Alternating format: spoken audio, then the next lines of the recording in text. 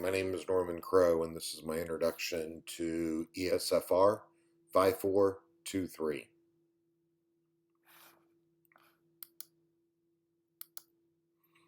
So, about me, my interest in the gifted and talented.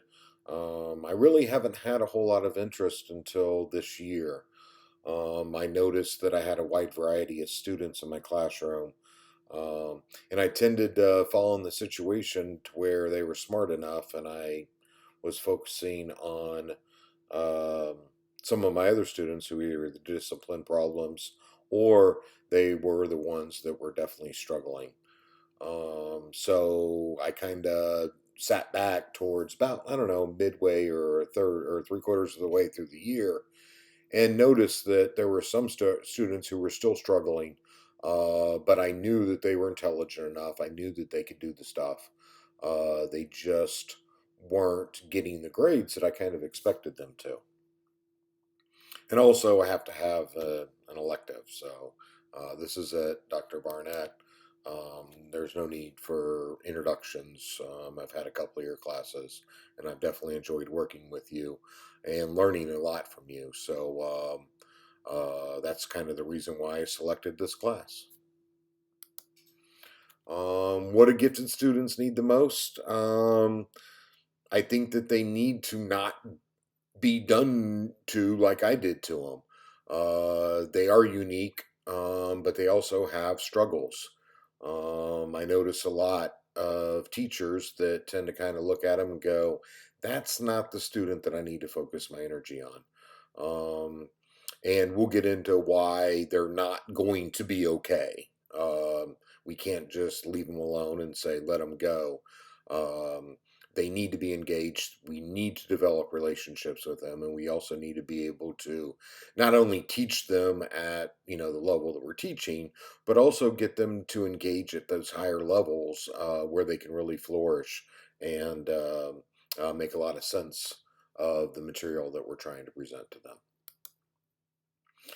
So, how do we know, or what makes us think that a student is gifted when it comes to our classes?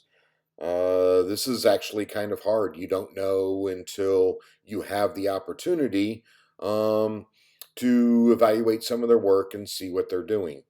I noticed that, for me to actually have the pulse of the students in my classroom, it wasn't until November or December of the year that I truly understood. I had, a few students who were doing excellent work. Um, but they weren't really capturing the content of what I was trying to do. They were very good at passing a test or regurgitating information that I gave them, but they weren't able to apply it. Other students were able to apply the information that they were given, but they didn't do so well on tests. And to be honest with you, I don't know how I have a gifted student in my class. At the end of the day, I had 115 students, um, and I didn't know what I had. I was extremely concerned, and I put my focus in the students who I knew, number one, were on an IEP, and then number two, beyond that, the ones that were struggling on the curriculum that I was trying to present.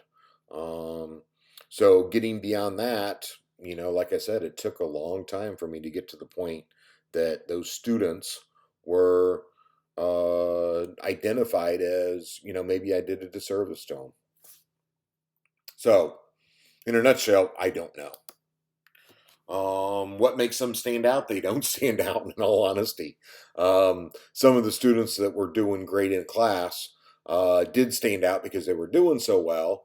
Um, but again, my initial reaction was to kind of let them alone and not focus a whole lot on them.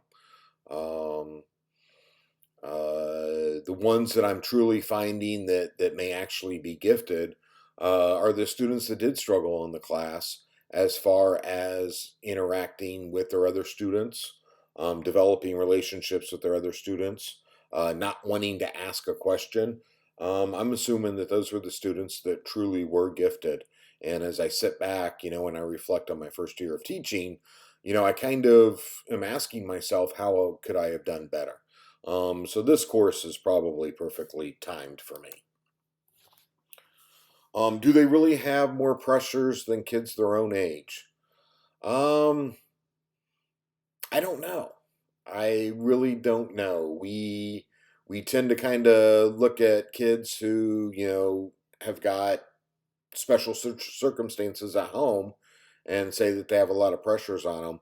But we got to go back and remember that when we were kids, and there were all kinds of pressures.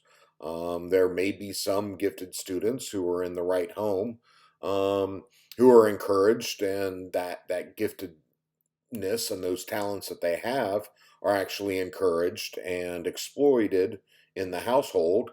They probably have less stress, less pressures than other students who are gifted that are not allowed to do it. I can also see gifted students being identified as being gifted, and now all of a sudden you don't need any help.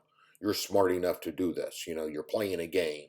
That may be the situation that they run into. But at the end of the day, I don't think that there really is a reason to say that one kid has more pressure than another kid based solely on being gifted. There are 1,000 ingredients that go into the recipe of a child, and gifted and talented is just one of those. There could be all kinds of trauma. There could be situations with marital situations, their identity as a student, as a child, um, that goes into that. So at the end of the day, being gifted and talented could be in a situation that it create more pressure. And I think that we'll have the opportunity to kind of drill down on that. So beyond that, that's me in a nutshell. And I'll leave you with the final thing, considering the current environment that we're in. And please remember to wash your hands. Thank you, Dr. Barnett. Look forward to working with you this year. And we'll talk to you later. Bye now.